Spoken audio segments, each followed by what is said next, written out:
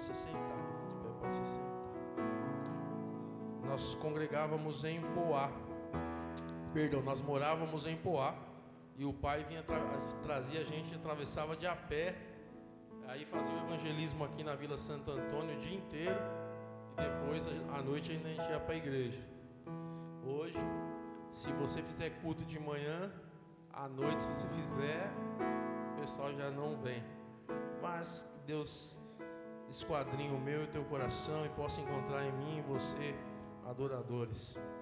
Quem achou, leia comigo aí no capítulo 9, verso 1 em diante, que diz assim: Saulo, respirando ainda ameaças de morte contra os discípulos do Senhor, dirigiu-se ao sumo sacerdote e lhe pediu cartas para as sinagogas de Damasco, a fim de que, caso achasse alguns que eram do caminho, assim homens como mulheres os levassem presos para Jerusalém. Seguindo ele estrada fora, ao aproximar-se de Damasco, subitamente uma luz do céu brilhou ao seu redor, e caindo por terra ouviu uma voz que lhe dizia: Saulo, Saulo, por que me persegues? E ele perguntou: Quem és tu, Senhor? E a resposta foi: Eu sou Jesus, a quem tu persegues. Mais para frente, no versículo 15, diz assim: Mas o Senhor lhe disse: Vai, porque este é para mim um instrumento escolhido para levar o meu nome perante os gentios e reis, bem como perante os filhos de Israel, pois eu lhe mostrarei quanto lhe importa sofrer pelo meu nome. Amém, amados? O apóstolo Paulo, um fariseu zeloso da lei, que persegue os cristãos porque ele, em seu entendimento até então, era uma seita que havia surgido, os do caminho, né? Como foi descrito no próprio Atos, a primeira vez que se refere aos discípulos, se refere aos do caminho, que é Jesus. Alguns que eram do caminho. Paulo pede cartas para perseguir esses irmãos. Porém, quando ele estava a caminho de Damasco, subitamente uma luz do céu vai brilhar e ele vai cair por terra e ouvir a voz do próprio Senhor dizendo para ele: Por que você me persegue, Paulo? Por que você me persegue? Jesus, ele se coloca no lugar da própria igreja. Domingo aqui nós teremos o DIP, né? Que é o dia da igreja perseguida, é isso, né, pastora? Pastora Sheila. E é um dia onde as igrejas estarão fazendo um culto voltado para chamar a nossa atenção nesse contexto. É um culto de louvor e adoração ao Senhor, mas é um culto onde nós vamos ser ministrados pela missionária Teresa Santiago, que vai estar aqui ministrando ao nosso coração nesta igreja, mas haverão várias igrejas aí atuando nesse dia, né, trabalhando assim, que é para trazer o entendimento de que nós seríamos odiados por todas as nações, porque hoje o cristão tem muito crente que acha que sofrimento, ele não foi feito para sofrer, ele não pode sofrer, ele não pode ter perseguição, tem medo de ser perseguido, tem medo de ser confrontado, até mesmo em casa, no serviço, no trabalho, porque eu não vou me opor, porque senão, sabe como que é, vou ser perseguido. Amados, Paulo, depois de ter um encontro com o Senhor, aí a gente pode pensar: aí a vida de Paulo foi mil maravilhas. Não foi, pelo contrário. O próprio Jesus vai dizer: Ananias, eu quero que você vá lá, eu quero que você ore por aquele homem, eu quero que você ore por ele, porque ele para mim é um instrumento escolhido. E importa que ele sofra por amor ao meu nome, ou seja, eu vou mostrar a ele o quão importante é sofrer por amor ao meu nome. Então, irmãos, se nós não entendemos esse propósito do Senhor para a nossa vida, Paulo mais para frente ele vai escrever aos Coríntios dizendo que se nós queremos ter um galardão, ou seja, ser glorificado assim como Cristo foi glorificado, importa é que nós também passemos os mesmos sofrimentos que Cristo passou. Pastor, mas eu vou ser crucificado na cruz? Não, não é disso que nós estamos falando. Nós estamos falando que Jesus foi perseguido. Está aqui, Jesus falou: Paulo, sou eu, Jesus, a quem você persegue. Então, amados, em tempos que nós estamos, aonde tem uma transição, né, acontecendo no mundo agora. Ontem eu estava assistindo uma mensagem, colocaram no Facebook um padre junto com o pessoal da Umbanda, batendo tambor lá e tal. Um monte de gente falou: poxa, que legal, olha aí, né, como é bacana, isso é amor, olha, é assim que tem que ser, né, olha como é, tá vendo? A união, Deus é um só, tá vendo? Olha lá, o padre batendo, né?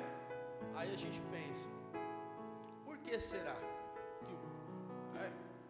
Não é difícil da gente entender porque a Igreja Católica faz isso. Não é difícil da gente entender. Se você conhece um pouquinho de história, da história da Igreja Católica, você já sabe que é natural. Para eles é natural.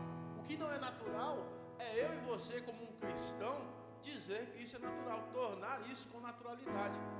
Dizer: não, realmente, olha que legal. Não dá. E talvez por quê? Porque a gente não quer confrontar, então a gente bate palma. Olha, parabéns pela atitude, porque a gente não quer confrontar, a gente não quer dizer: está errado. Amar é uma coisa, agora você se misturar é outra, não pode. Então, queridos, que domingo não falte, não perca, venha, culto. Não só domingo, né? Todos os cultos que tiver, venha para o culto em nome de Jesus. Mas domingo é um culto mais que especial para nós. Vai ter a missionária Tere. Eu queria que você ficasse de pé para nós orarmos rapidinho. Nesse propósito de domingo, para Deus guardar ali a nossa irmã que vai estar vindo, para Deus ministrar o coração dela, toda a palavra que ela vai trazer, e também trazer pessoas em nome de Jesus, e também despertar o meu e o teu coração. Feche teus olhos. Jesus, assim como o Senhor estava ali com Paulo naquele dia, na estrada de Damasco, o Senhor está aqui também neste lugar. E nós cremos que o Senhor, Pai, não sei se na mesma dimensão, mas talvez o mesmo propósito o Senhor tem para nós, que é preciso que nós entendamos, Pai, o quão importante é ter privações e ter até mesmo questionamentos com relação à nossa fé. Porque nós sabemos, ó Pai, que este mundo busca prazer, este mundo ele busca não confronto, este mundo ele busca tudo o que lhe apraz. Mas a tua palavra diz, o Senhor nos ensinou que nós somos a luz do mundo e o sal da terra. E nós precisamos, Pai, entender que isso não vai agradar muita gente. Muitas pessoas não se agradarão quando nós levantarmos as nossas vozes e clamarmos que só o Senhor é Senhor, só o Senhor é Deus. Não há nenhum outro Deus acima do Senhor. O Senhor é o Senhor Todo-Poderoso, Criador de todas as coisas. O Senhor tem um controle na palma das tuas mãos, Senhor, das nossas vidas, e tudo está, Pai, no teu poder. Então, Pai, que nesta noite, esse irmão que agora está em casa, Senhor, receba da tua graça, da tua força, ele possa também se mover no propósito, Senhor, de buscar os teus caminhos e se fortalecer no Senhor. E todos nós que aqui estamos, Pai, queremos entregar, Senhor, o nosso melhor. Usa a nossa missionária, Senhor, a irmã Tereza Santiago, que vai estar ministrando aqui domingo.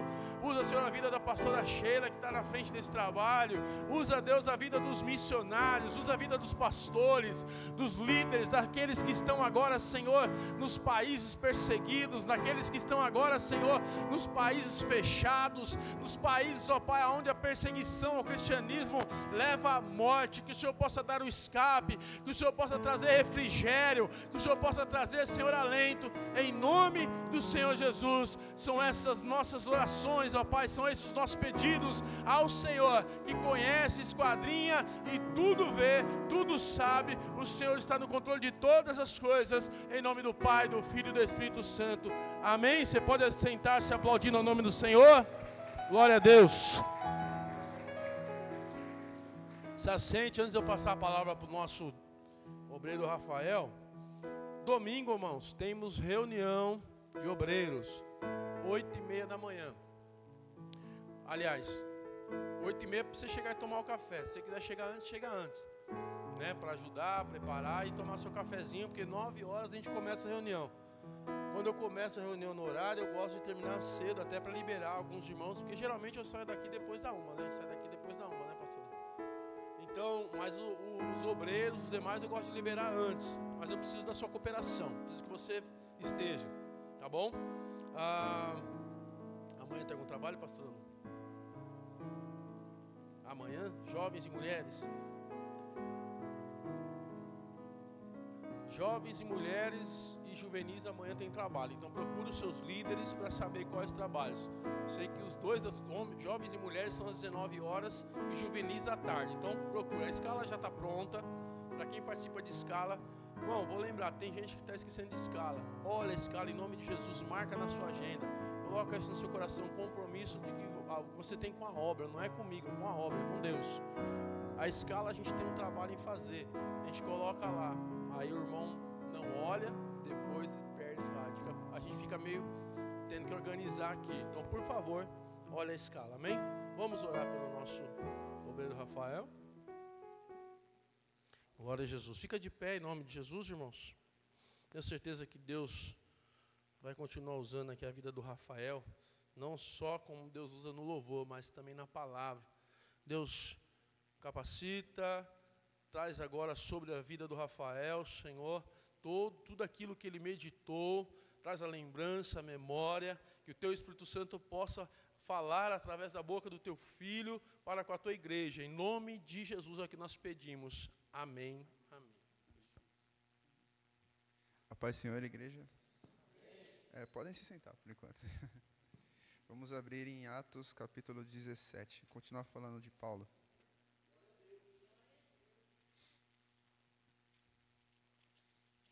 Com uma mão só é difícil aqui.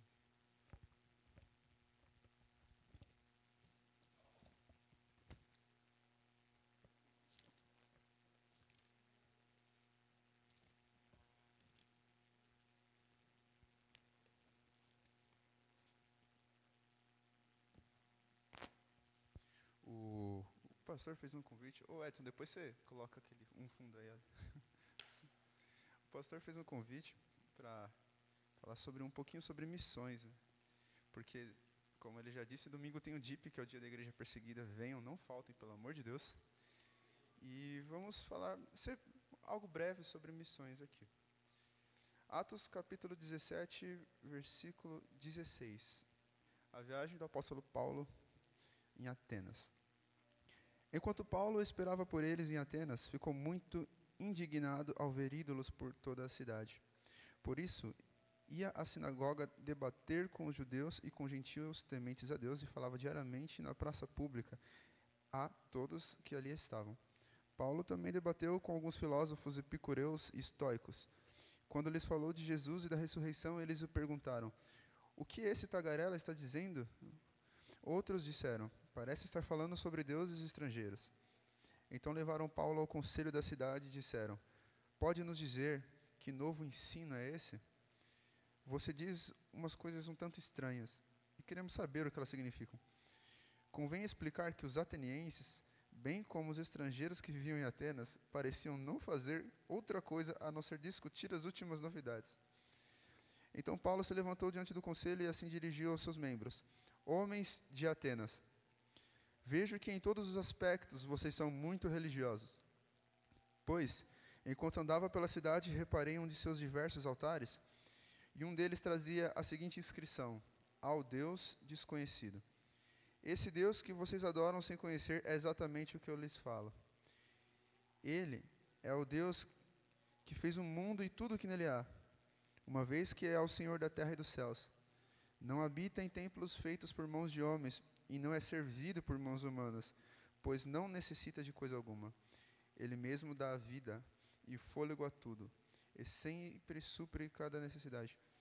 De um só homem ele criou todas as nações da terra, tendo decidido de antemão onde estabeleceriam e por quanto tempo.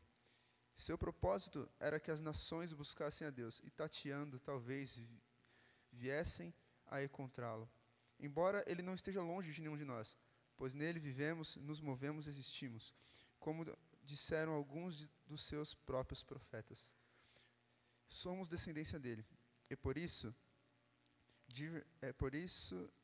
ser isso verdade, não devemos imaginar Deus como um ídolo de ouro, prata ou pedra projetado pelos artesãos. No passado, Deus não levou em conta a ignorância das pessoas acerca dessas coisas, mas agora Ele ordena que todos e em todo lugar se arrependam, pois Ele estabeleceu um dia para julgar o mundo com justiça, e por meio de um homem que Ele designou, e mostrou a todos quem é esse homem, ao ressuscitá-lo dentre os mortos. Amém?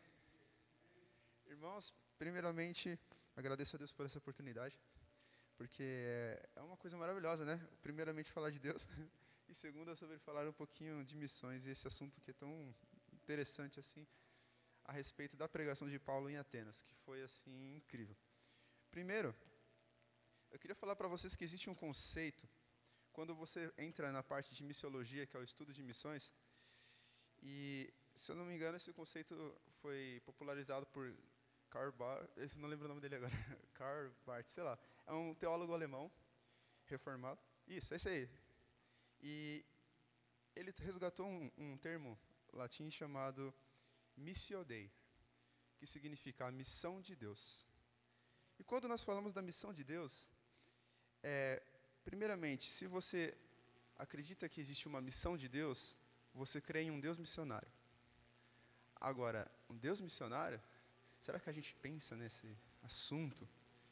O que seria o caráter missionário de Deus? Olha, isso às vezes dá para você ir muito fundo e pensar várias coisas, e debater isso tudo muito. Porém, só de você pensar que Deus é missionário, qual que é o papel do missionário? Certo? Se o Deus tem um caráter missionário, entenda que Ele é o ser ativo da missão, que Ele vai de encontro àqueles que estão perdidos. E é Ele quem faz. É Ele quem busca, Ele que tem uma missão, e nós, como filhos, somos convidados a participar desse projeto do Pai. Primeiramente, quando nós falamos que Deus tem uma missão, ou seja, a missão de Deus, Missio Dei, dizemos a missão. Qual que seria a missão de Deus? Aí a missão de Deus é muito explícita, só que a gente nunca lembra, às vezes, de relacionar isso com a missão de Deus. Que é João 3, 16, 17, se puderem colocar aqui, que aí economizamos tempo. João 3, 16. Porque Deus amou o mundo de tal maneira que deu o seu Filho unigênito, para que todo aquele que nele crê não pereça, mas tenha a vida eterna. Portanto, Deus enviou o seu Filho ao mundo não para condenar o mundo, mas para que o mundo fosse salvo por ele. Quem nele crê não é condenado, mas quem não crê já está condenado, pois não acreditou no Filho unigênito de Deus, no nome do Filho unigênito de Deus. E o julgamento é esse, que a luz veio ao mundo, mas os homens amaram mais as trevas do que a luz, pois suas obras eram más. Nós acabamos de ler a missão de Deus, basicamente, que era salvar o que se havia perdido, a redenção da criação. A missão de Deus é estabelecer o seu reino, é construir um reino com seus filhos, que somos nós, agora que alcançados por Ele. Porém, se você começa a ler a Bíblia desde Gênesis, você percebe que existe um plano de salvação, que ele atravessa livro por livro, e ele é prefigurado desde o começo como a propiciação dos pecados de um povo que um dia se rebelou contra Deus. E a missão de Deus era resgatar esse povo de novo. E através de Cristo foi o que Ele fez. Só que a missão de Deus acabou? Ainda não. Existe uma coisa interessante para se pensar, que um dia a missão vai acabar. Porque o dia do Senhor virá, a sua igreja reinará com Cristo, e não terá mais a necessidade de fazer evangelismo. Já pensou nisso? A missão é passageira. Ela acaba um dia. Então cada trabalho, tudo que fizermos a respeito de missões, como se diz, é uma oportunidade única. Mas a adoração é eterna. Portanto, primeiramente, precisamos de um coração adorador. Como que eu vou falar de um Deus se eu não conheço? Paulo, um dia ele foi para Atenas. Paulo era apóstolo, missionário, tudo de bom. E um dia, em Atenas, logo no primeiro versículo que nós lemos em Atos 16, ele fala que Paulo ficou muito indignado a ver os ídolos por toda a cidade. O pastor acabou de falar aqui sobre um ecumenismo, né? Achar que é tudo a mesma coisa, que só falou Deus, então é de Deus, sem discernimento. Será que quando a gente vê os ídolos a gente se indigna igual Paulo? Será que o nosso coração se volta contra os ídolos? Ou será que estamos tão conformados a ponto de nem perceber que são ídolos? Mas quando Paulo chega, uma primeira atitude de um coração missionário, ele sente a necessidade de levar a revelação da verdade para aquelas vidas. Ele se incomoda, ele não fica no seu conformismo e muito menos participa dos cultos da idolatria. Quando ele chega lá, diz que Paulo, ele debatia com os filósofos, debatia com os epicureus, os estoicos, debatia com até mesmo o pessoal da sinagoga. E aquilo chamou a atenção do pessoal de Atenas, que o chamou para o Areópago. O Areópago é um lugar, era onde tinham os filósofos e toda aquela galera da elite. Nós estudamos os gregos até hoje, porque foi um povo inteligentíssimo. Imagina Paulo no meio deles. Paulo na Grécia, em Atenas. E o mais incrível é o que Paulo faz. Primeiramente, isso daqui é muito válido para o que a gente chama de missões transculturais, que é missão não só em outras nações, mas dentro da cultura do outro, missões que transcendem cultura. Quando eu falei Missio Dei, a missão de Deus, de estabelecer o seu reino, de salvar vidas, a missão é de Deus. A igreja é convidada por Deus para fazer essa missão. Deus é o sujeito ativo da missão, que Ele se revela ao homem, Ele que desce dos céus, Ele que envia seu Filho e Ele que convence o homem do pecado, da justiça e do juízo. Se nós fizéssemos alguma coisa, não seria a Ele a glória. A Ele a glória, por quê? Porque primeiro é dele. Segundo, porque é por meio dele. E terceiro, porque é para Ele todas as coisas. Então por que a gente cria tantos obstáculos para viver a vontade de Deus? Sabe, a única coisa que Deus pede é que o conheçamos e viemos prosseguir e conhecer. E à medida que o conhecemos e somos transformados à sua imagem, que simplesmente cheguemos no próximo e falamos de alguém que nós conhecemos. Muitas vezes. E eu acho que esses dois são dois grandes motivos que atrapalham a nossa expressão do Evangelho, de você conseguir alcançar o outro. A falta do conhecimento de Deus e, como talvez consequência disso, achar que depende de nós e que nós que fazemos. Aí sim, seres humanos limitados, como é que eu vou, tal. Mas quando é Deus que faz, você só diz, eis-me aqui, usa-me. Entendeu? Isso muda tudo. Porque aí o peso é para Ele, a glória é para Ele é Deus que nos leva e nos ajuda a suportar as nossas cargas. Paulo, o pastor acabou de ler aqui, foi um cara que perseguiu a igreja. E depois ele deu a vida por Cristo. E até hoje, a grande maior parte do Novo Testamento foi Paulo que escreveu. Parece que aquele que era mais improvável, mais difícil, que até não queriam nem orar por ele ali, foi o que Deus falou, vai ser esse aí, porque a glória é para Deus. É isso.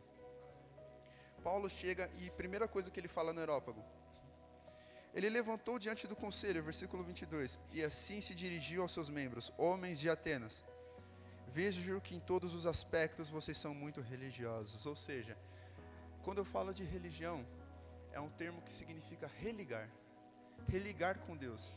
Então o homem, fruto da queda, fruto do pecado, sente uma ausência tamanha tal de Deus, que passa a sua vida buscando algo que ele não sabe nem expressar o que é. Porque porque o pecado cegou o entendimento dos homens. Imagina uma pessoa que agora teve a sua visão cegada, ela não enxerga mais, ela não entende, e sente uma fome de encontrar algo que ela só consegue sentir a falta. E sem discernimento para entender o que é, ela cria métodos para tentar se religar com isso. Só que não necessariamente Deus. Quando você é religado por Deus, com Deus, e o único meio de se religar com Deus é através do sangue de Cristo. Quando você é religado com Cristo, aí sim, seus olhos são abertos e você tem comunhão com o Pai. Ou seja, comunhão em comum, você é comunicado. Agora, quando você é religado com outra coisa, qualquer coisa que substitui o lugar de Deus se chama ídolo. Pode ser qualquer coisa, mesmo que não seja esculpido de barro, mesmo que não seja possível tocar. E sabemos que para pessoas com fome e com sede, não adianta dar águas amargas, águas com sal, não adianta dar pedras, somente o pão, somente a água. E essa fome, na verdade, ela evidencia a existência de um Deus. E aí, esses homens estavam nessa situação, tentando se religar com Deus que não conheciam, através de ídolos. E Paulo fica indignado, porque existe uma fonte de água viva e eles estavam procurando em outros lugares. Entende? Mas ele reconhece que o homem natural queria buscar se religar com Deus. Ele fala, vocês são muito religiosos, vocês têm essa preocupação, vocês querem se religar com Deus. Por isso que quando eu andava pela cidade, reparei em um de seus diversos altares, e um deles trazia a seguinte inscrição: ao Deus desconhecido. Esse Deus que vocês adoram sem conhecer, é exatamente o que eu lhes falo. Aqui existe uma história, que eu não vou entrar em detalhes, mas uma história que os gregos contavam de uma coisa muito interessante que aconteceu, praticamente um milagre que aconteceu na cidade, de um profeta desconhecido que chegou e ele falou, se vocês fizerem isso, a praga vai sair da cidade. Eles obedeceram, aconteceu e tal. Isso era uma história cultural que existia lá, um fato que aconteceu, só que nós não sabemos como é que era todos os detalhes da história. Mas Paulo sabia, Paulo era estudado, Paulo era conhecedor. E aí que entra o primeiro ponto interessante e a chave da missão transcultural, ou seja, na cultura do outro. Reconhecer que Deus é eterno, vivo, atuante e Ele se faz conhecer. É Deus que se revela. Se Deus que se revela ao homem, como que eu acho que eu sou detentor de Deus e do Evangelho e da Palavra de Deus? Só eu. E que o outro aqui, por exemplo, aqui de outra cultura, que não ouviu, que não pode ter tido nenhuma experiência com Deus, apesar de não conhecê-lo. Sabe? Será que vários povos ficaram lá paradinhos no canto e Deus nunca tentou chamar eles, nunca tentou puxar eles? Irmão, se você entrar nos relatos missionários, você vai ver que lá nos países onde é proibido o evangelho entrar, tem pessoas às vezes que estão sonhando com Jesus. Eu conheci um missionário assim, ele era muçulmano, e aí um dia ele, brigando com outro missionário, porque naquela época ele não era missionário, ele leu a Bíblia, né, para tentar desafiar o missionário, né? Só que nisso ele ficou meio assim, aí ele orou e falou, Jesus, se tu existe mesmo e tal. E Jesus apareceu para ele num sonho. E esse missionário, ele era árabe, e o Jesus apareceu num tapete árabe, falando em árabe com ele.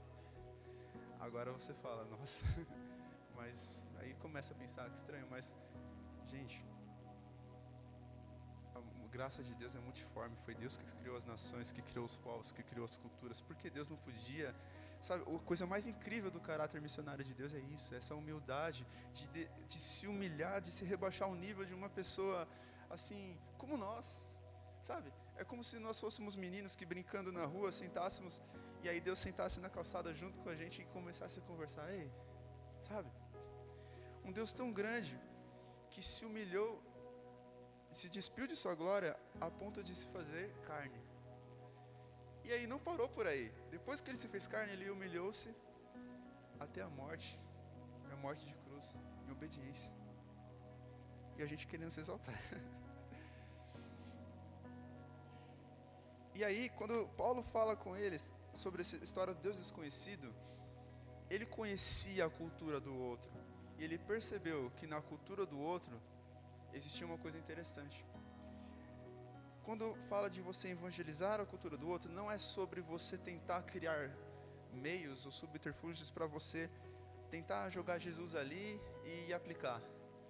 Mas é reconhecer que Deus é tão grande e Ele se revela, que Ele é o verdadeiro missionário e Ele nos convida a ir com Ele, que existem, quando você começa a estudar a cultura, pontos na cultura de todos os povos, que ao ler aos olhos do Evangelho, você percebe que são revelações de Deus naquela cultura.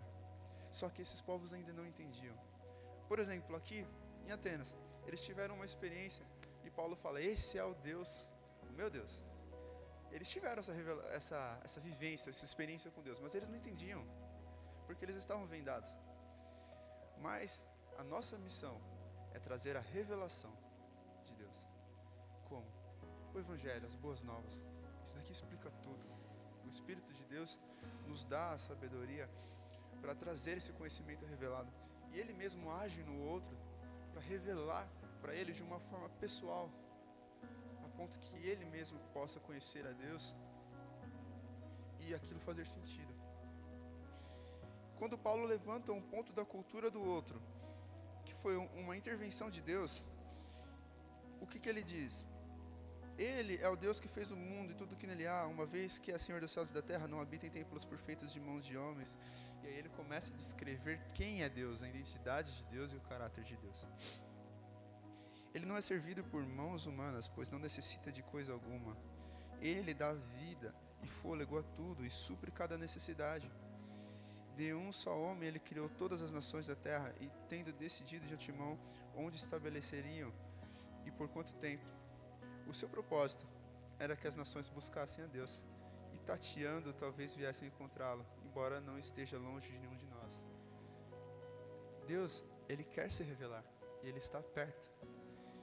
E aí, porventura, tateando, sabe, essa pessoa que estava vendada que nós falamos, imagina, Deus vindo o tempo todo tentando falar com ela, tentando alcançar, e às vezes ela, como cega pelo pecado, tentando tatear, pudesse encontrar a Deus.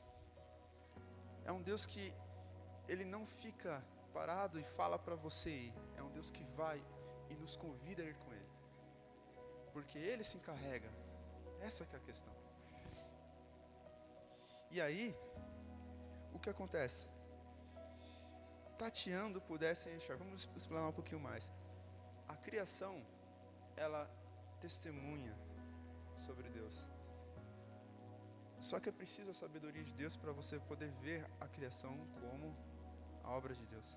Mas quantas vezes nós não tocamos na criação, nós não encostamos, nós não tateamos? Quantas vezes você vê pessoas que às vezes não conhecem Cristo e elas falam de algumas coisas que elas viveram e você fala: meu Deus, isso é Deus tentando falar com ela, sabe? Não percebe.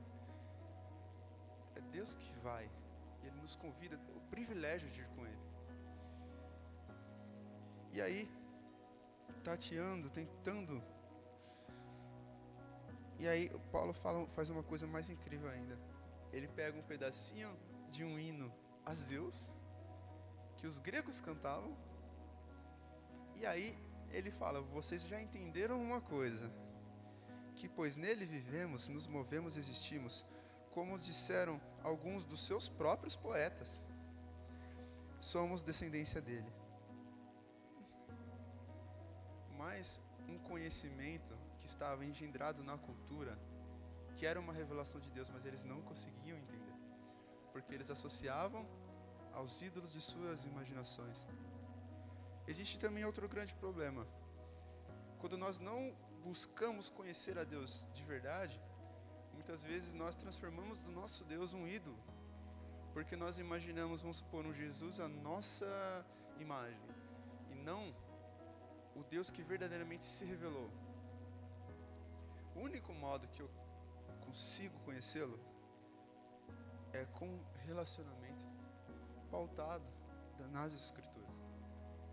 Ou seja, não é sobre você ler as Escrituras como uma parte didática, vamos dizer assim. E não é só como você ficar, às vezes, Vamos orando e nunca lê a Bíblia achando que Deus vai te revelar. É você entender que o próprio Deus é a palavra, e a própria palavra é o próprio Deus. Então, isso daqui sai do papel, e você encontra a palavra de Deus, que é viva, é atuante e se faz conhecer. E aí existem alguns estudos a respeito de hermenêutica, coisas do tipo, que eles explicam que é a ciência de você estudar o significado real do texto. E aí você vai vendo como o texto vai te mudando. Por quê? Porque à medida que você lê o texto com as suas pressuposições, com as suas armas, com a sua cultura, mas eu cresci assim, aí eu entendo assim, o texto te quebra.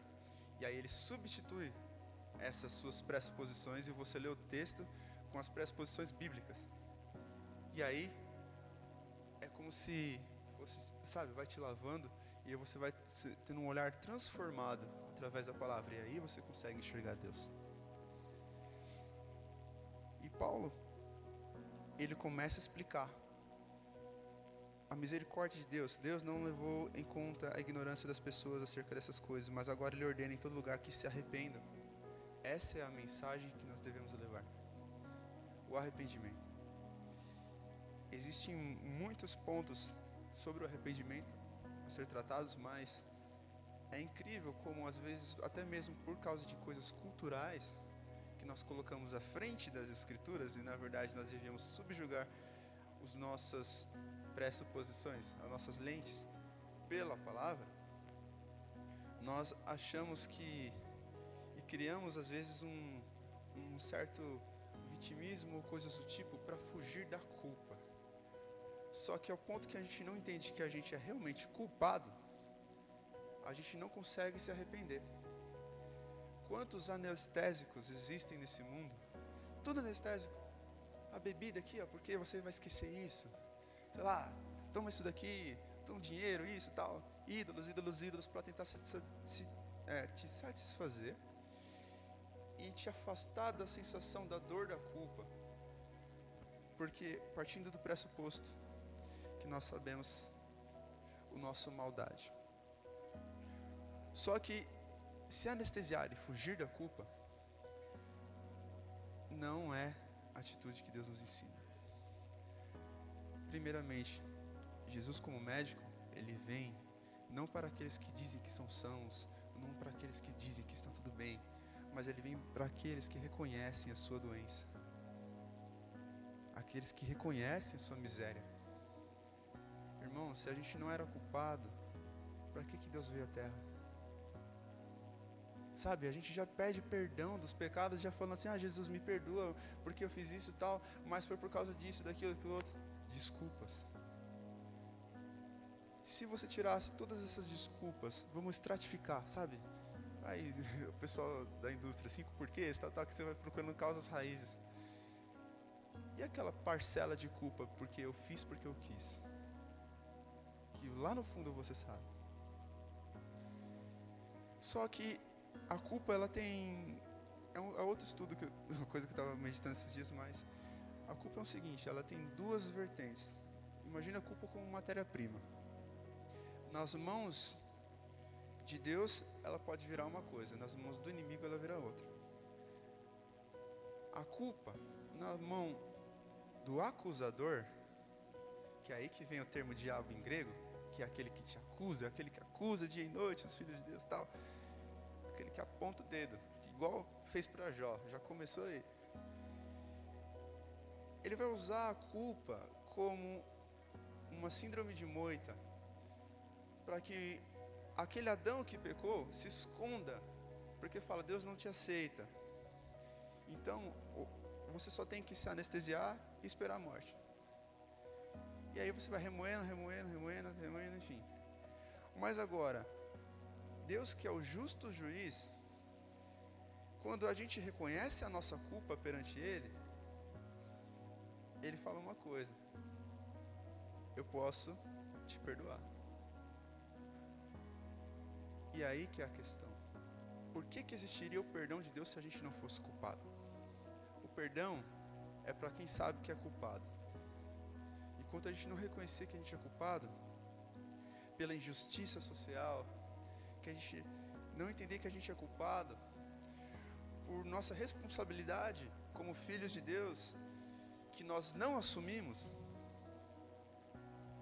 não adianta cantar Maranata a vida toda. A gente fala, o tempo está passando depressa, tal, porque os tempos se abreviarão, porque tal. Não é esse sentido. O tempo está passando depressa porque a gente não para. O tempo está passando depressa porque a gente não obedece a Deus, a gente não entende o que é descanso. O tempo está passando depressa porque a gente criou um estilo de vida insustentável, que a gente faz tudo sempre vivendo para querer ter, e nunca para agradecer. Nunca para entender e refletir sobre o que significa que o Senhor é o meu pastor e de nada eu tenho falta. A condenação não é sobre acreditar que Deus existe. Todos eles acreditavam em 10 mil deuses. A condenação é sobre não confiar. A fé do latim é credo. Significa confiar, depositar confiança. Enquanto eu não deposito minha confiança em Deus, falo que Ele é o meu Deus e Ele me basta, Ele é suficiente, eu não estou adorando Ele, estou buscando outras coisas. E onde entra a missão em tudo isso? Primeiro, a missão de Deus é que a gente vá até Ele, e Ele vem até nós, é que a gente responda ao chamado dEle, a gente tem que interagir. E aí, a gente é comissionado, uma grande comissão, para ir pelo mundo, ir aonde a gente estiver, ou indo, à padaria, ao mercado, ao seu trabalho, a qualquer lugar, você possa ser uma tocha viva. A palavra mártir significa testemunha. São aqueles que chegam e falam, eu falo a respeito do que eu vi, do que eu vivi, apalpei e provei a respeito de quem? Do verbo da vida. Ser testemunha. A primeira e talvez a última coisa que a gente tem a falar sobre missões é que uma vida de missão é uma vida de testemunha. E você só é testemunha de quem você conhece, de quem você provou, sabe? A gente complica demais, porque a simplicidade nos desafia a largar todas as nossas ídolos, nos desafia a largar todas as nossas providências, nos desafia a confiar em Deus. A gente fala, tem um salmista que diz, eu olho para os montes, de onde virá o meu socorro? A gente olha para os montes ainda, acreditando que grandes estruturas, montes, posição geográfica no sentido da batalha, né, da guerra da cidade, nos protegeriam. Mas Ele vem saltando sobre os montes. Ele vem acima, Ele vem quebrando aquilo que a gente tinha como estrutura. Ele tira o nosso chão para nos fazer andar sobre as águas. Só que a gente não quer dar o próximo passo. Ele destrói o nosso templo para poder construir outro melhor. E Ele fez isso em 3 dias. Ele tira Baal do nosso coração para se assentar nesse trono e nos fazer templo e altar. Não tem como ser o mesmo depois disso. Irmãos, então que a gente venha viver cada dia mais pensando assim, eu devo confiar em Deus. E eu devo confiar em Deus porque Ele é fiel. Quando a gente fala ainda que a figueira não floresça, mas a gente já pensa, mas a figueira vai florescer, então a gente já canta feliz, ainda que não floresça, né? Mas e quando ela não floresce? Deus mudou? Quando eu ouço coisas maravilhosas no culto, eu chego em casa e às vezes tem problema, Deus mudou? Era mentira? Ou será que nós só estamos colhendo o fruto da queda, porque nós ainda não nos posicionamos como filhos de Deus? E ainda quando nós nos posicionamos e não depende de nós, tem as outras pessoas que nos tiram do sério e tal. Irmãos, tudo isso é fruto de um coração que não se rendeu ao Senhor. Então o primeiro passo é render o meu. E aí rendendo o meu, conhecendo a Deus, agora eu tenho o poder de Deus para poder levar isso para outras pessoas. Então começa aqui, começa em nós, a missão de Deus, e ela até a volta do Senhor. Então que Deus possa gravar no coração de cada um a respeito da confiança. Porque confiar em Deus é viver por fé. Deus fala que o meu justo viverá pela fé.